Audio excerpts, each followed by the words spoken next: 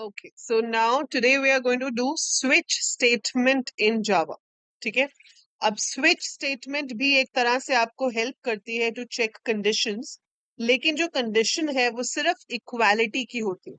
हम इसे कई बार सिर्फ कहते हैं जंपिंग स्टेटमेंट और it is considered as branching statement, क्योंकि यहाँ पर कंडीशंस जो हैं वो ग्रेटर देन लेस देन वगैरह चेक नहीं होती. आप कीवर्ड यूज करते हो स्विच, और स्विच कीवर्ड के साथ हम एक वेरिएबल देते हैं राउंड ब्रैकेट्स में. यहाँ पर हम कोई भी एक वेरिएबल का नाम दे देंगे और यहाँ पर वेरिएबल की जगह एक्सप्रेशन भी हो सकती है. So if it is an expression तो वो पहले उसका रिजल्ट इवेल्युएट करेगा और फिर उसके साथ मैच करेगा. अगर वेरिएबल है तो डायरेक्टली उसकी वैल्यू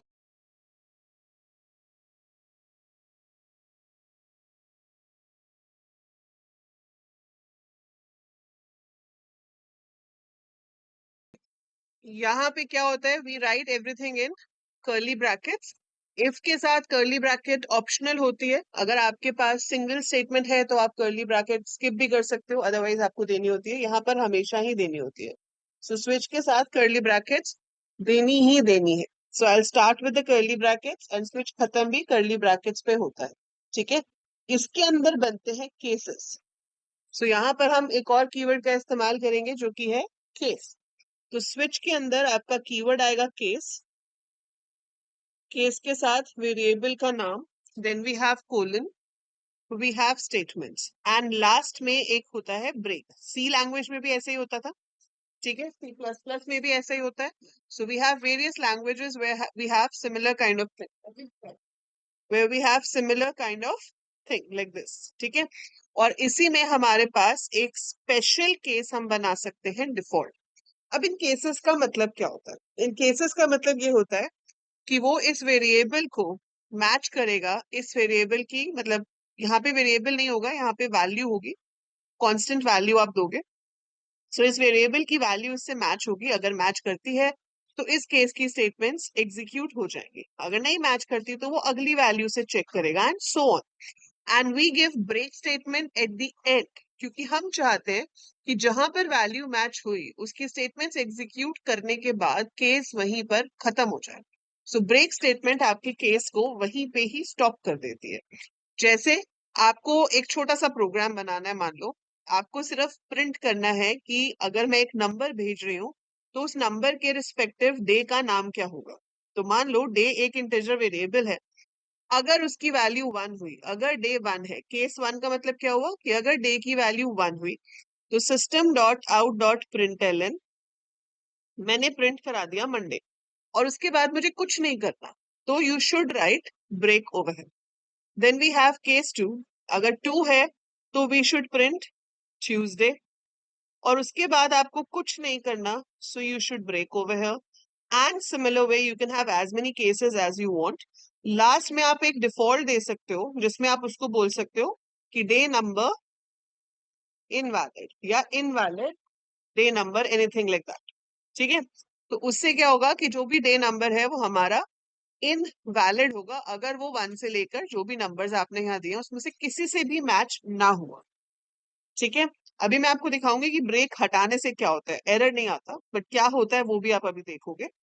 अनदर थिंग कि ये केसेस के ऑर्डर पे कोई फर्क नहीं पड़ता. केसेस का ऑर्डर कैसे भी हो सकता है. आप केस 2 भी पहले लिख सकते हो, केस 1 उसके बाद लिख सकते हो. ठीक है, और ये जो वेरिएबल है ये इंटीजर हो सकता है, कैरेक्टर हो सकता है, इवन स्ट्रिंग भी हो सकता है, लेकिन फ्लोट इज नॉट अलाउड. आपके पास केसेस कभी भी 1.1 2.1 नहीं. केसेस हमेशा 1 2 3 होंगे, या फिर आप एबीसी ले सकते हो, मतलब कुछ भी टेक्स्ट या फिर इंटीजर्स, बट फ्लोट्स नहीं हो सकते. ठीक है, सो मैं आपको एक एग्जांपल बना के दिखाती हूँ, यही वाला जो हमने अभी देखा कि हमें एक नंबर इनपुट करना है और उसका डे नंबर बताना है. सो जैसे हम नॉर्मली करते हैं वैसे यहाँ पर भी कर रहे होंगे. हम यहाँ पर एक इंटीजर ले लेंगे जो कि होगा डे. फिर यूजर से पूछ लेंगे एंटर डे नंबर, और यहाँ पर जाकर मैं उस चीज को डे नाम के वेरिएबल में इनपुट करा लूंगी. अब यहाँ पर आपका चेक होगा कंडीशंस. सो ये हमें नहीं चाहिए, ये सब हम हटा देते हैं. So this is all gone. ये मेरा कोड है. अब मैंने यहाँ पर कीवर्ड लगाया स्विच. स्विच के साथ मैंने एक वेरिएबल का नाम दिया, ध्यान रखेंगे स्विच के पीछे सेमीकोलन नहीं आएगा, तो स्विच डे पीछे कोई सेमीकोलन नहीं है। फिर case 1, case is a keyword, यहां पर आपने लिखा system dot out dot print L N, the day is Monday. ठीक है, ये हो गया। And I write break. अब चलो मान लेते हैं कि अभी फिलहाल हम ब्रेक नहीं दे रहे, तो देखते हैं ब्रेक ना देने से क्या होगा। ठीक है, अब देखा जाए तो मुझे यही सेम चीज बार बार लिखनी है, तो सिंस मुझे यही सेम चीज बार बार लिखनी है, तो हम एक अच्छे प्रोग्रामर की तरह इसको कॉपी कर लेते हैं और पेस्ट कर देते हैं। सो मैंने इसको कॉपी किया, paste, paste and paste. So case 1, 2, then you have case 3। Case 3 में मुझे प्रिंट कराना है Wednesday, then I have to print Thursday. In case 4, in case 5, we have to print Friday. In case 6, it should be Saturday. In case 7, it should be Sunday। और मान लो इसके बाद मैंने फिर भी ब्रेक दे दिया, और यहाँ पर मैंने एक स्पेशल केस दे दिया जिसका नाम है डिफॉल्ट। और डिफॉल्ट में यहाँ पर क्या प्रिंट किया कि ये जो है that is an invalid day number. ठीक है, सो ये मेरा कोड हो गया। अब इस कोड को हम एग्जीक्यूट करते हैं और देखते हैं कि हमारे पास क्या रिजल्ट आता है। सो जब हम इसको रन करते हैं वो हमसे डे नंबर पूछ रहा है। मैंने यहाँ पर डे नंबर एंटर किया 3 और एंटर प्रेस किया, तो आप रिजल्ट देखोगे आपके पास वेंसडे भी आया, थर्सडे भी आया, फ्राइडे भी आया, सैटरडे भी आया और संडे भी आया। तो वेंसडे से शुरू करके संडे तक उसने सारा प्रिंट कर दिया, है ना। अगर मैं यहाँ पर एंटर करती 5, अगर मैं क्या एंटर करती 5, तो वो फिफ्थ से शुरू करता। फिफ्थ डे कौन सा होता आपका? फ्राइडे। तो वो फिफ्थ से शुरू करता और 5, 6, 7 फ्राइडे सैटरडे संडे को प्रिंट कर देता। अगर मैं एंटर ही 7 करती तो वो सिर्फ संडे प्रिंट करता। और अगर मैं कोई ऐसा नंबर एंटर करती जो 1 से 7 के बीच में था ही नहीं, लाइक मैंने एंटर किया 9, तो वो इनवैलिड डे नंबर प्रिंट करेगा। सो ऐसा क्यों हो रहा है कि जहां पर भी मैच होता है ना, उसके बाद वो फर्दर कंडीशन ही चेक नहीं करता। जैसे आपने 3 प्रेस किया तो वो वेंसडे पे मैच हुआ, उसके बाद उसने कुछ नहीं चेक किया, वो सीधे सीधे सीधे एग्जीक्यूट करता चला गया जब तक उसको ब्रेक स्टेटमेंट नहीं मिली, जो कि उसको मिली संडे के बाद। अगर संडे के बाद भी ब्रेक ना होता तो वो डिफॉल्ट वाले को भी एग्जीक्यूट कर देता। सो जब किसी केस में ब्रेक स्टेटमेंट नहीं होती है, उस सिचुएशन को कहा जाता है फॉल थ्रू सिचुएशन।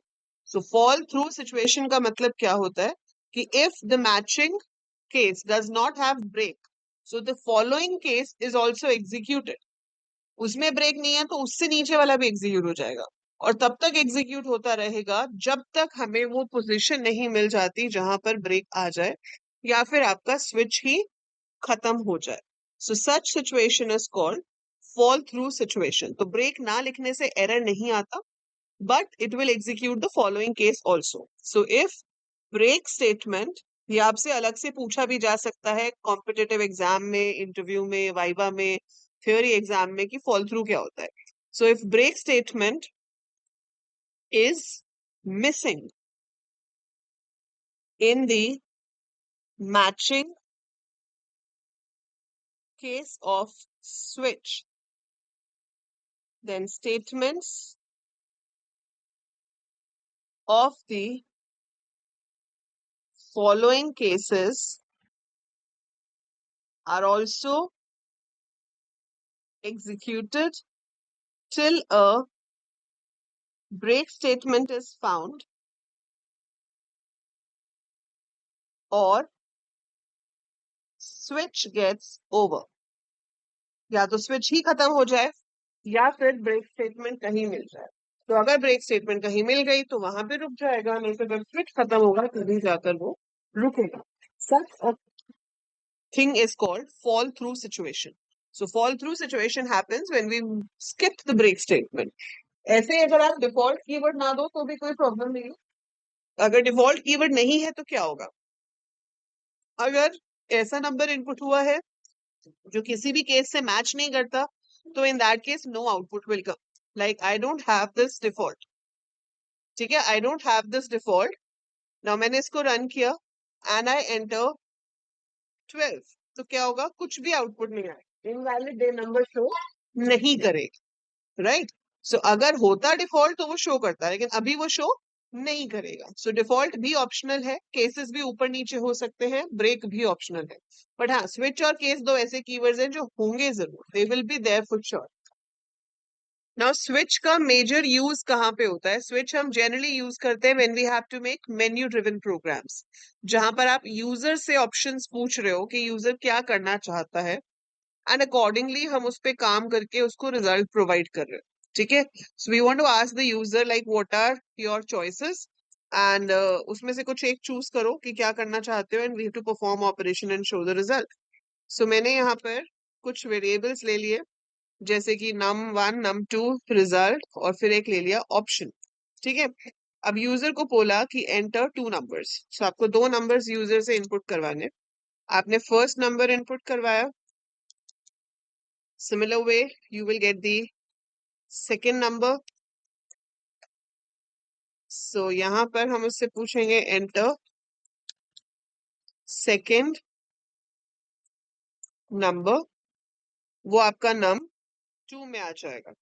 फिर आप यूजर को ऑप्शंस दिखाना चाहते हो कि भाई आप अगर ऐड करना चाहते हो तो 1 प्रेस करो, आप अगर मल्टीप्लाई करना चाहते हो तो ये प्रेस करो, like press 1 to add.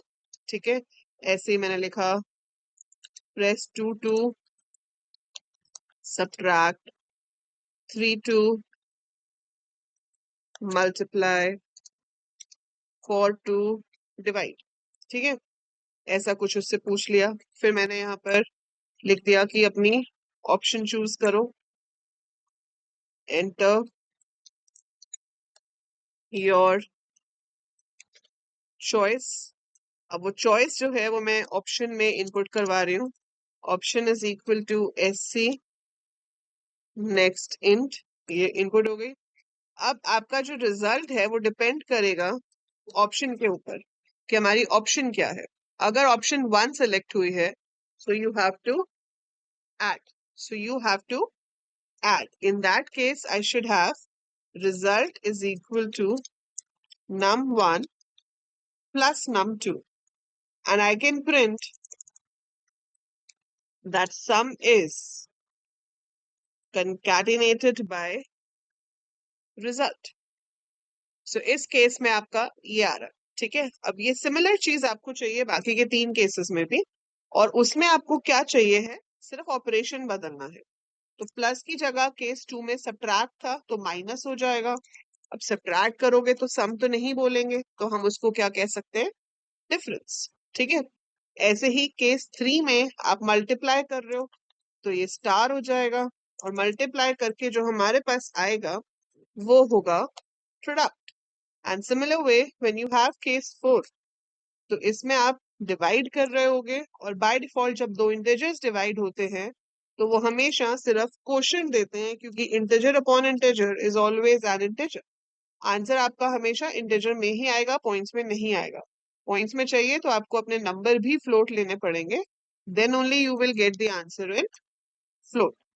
So default में मैंने क्या कर दिया?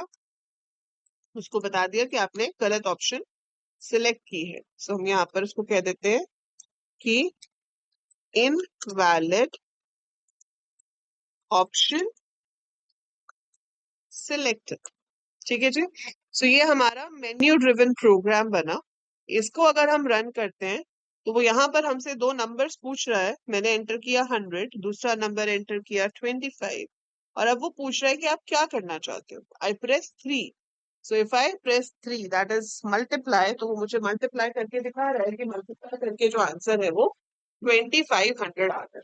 ठीक है. तो आप इसमें से जो भी ऑप्शन सेलेक्ट करोगे, मैं दोबारा से रन करती हूँ, मेरे को फिर से नंबर एंटर करने पड़ रहे हैं, एंड अब की बार मैंने ऑप्शन 1 चूज की तो मेरे पास सम आ जाएगा। अगर मैंने 2 चूज की होती तो सब्ट्रैक्शन हो जाती। अगर मैं 4 चूज करूंगी तो डिवाइड हो जाएगा, और अगर कोई और नंबर चूज किया तो इनवैलिड ऑप्शन आ जाएगा। So that's how your menu driven program is done. मैं एक बार फिर से दिखा देती हूँ। हमने कुछ नहीं किया खास, इसमें सिर्फ 2 नंबर्स पूछे, यूजर को ऑप्शंस दिखाई, और जो भी ऑप्शंस थे उसके लिए केसेस बना लिए। केस 1 में ऐड किया, प्रिंट करा दिया। ठीक है, स्विच किस पे बेस्ड है? ऑप्शन नाम के वेरिएबल पे। तो ऑप्शन की वैल्यू अगर 1 हुई तो वो ऐड करेगा और शो कर देगा। अगर उसकी वैल्यू 2 हुई तो सब्ट्रैक्ट करके शो कर देगा। 3 हुई तो मल्टीप्लाई करके, 4 हुई तो डिवाइड करके।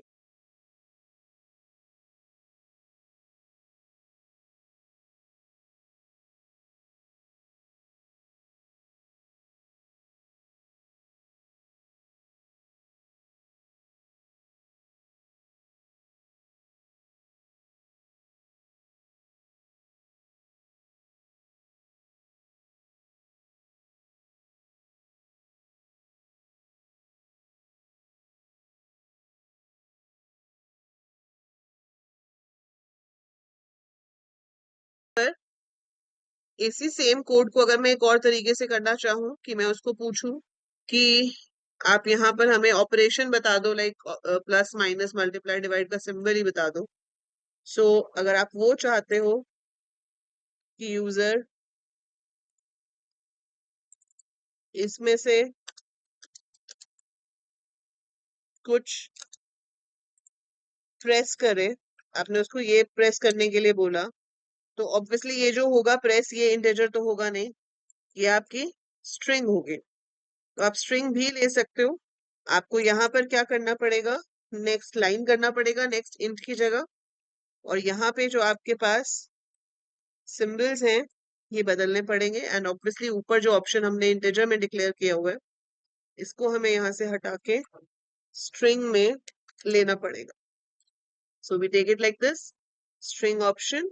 ऑप्शन यहाँ से रीड कर लिया, प्लस है तो ये करो, अगर माइनस है तो ये करो। मैं तो सिंगल लेटर ले रही हूँ, आप यहाँ पर मल्टीपल लेटर्स भी ले सकते हो। Like string can have more than one characters also, so it will match and accordingly it will work. So result वही आएगा, पर आपके पास choice है कि आप इसको इस तरीके से भी कर सकते हो। ठीक है? So you can do it like this. So that's how we use switch in Java.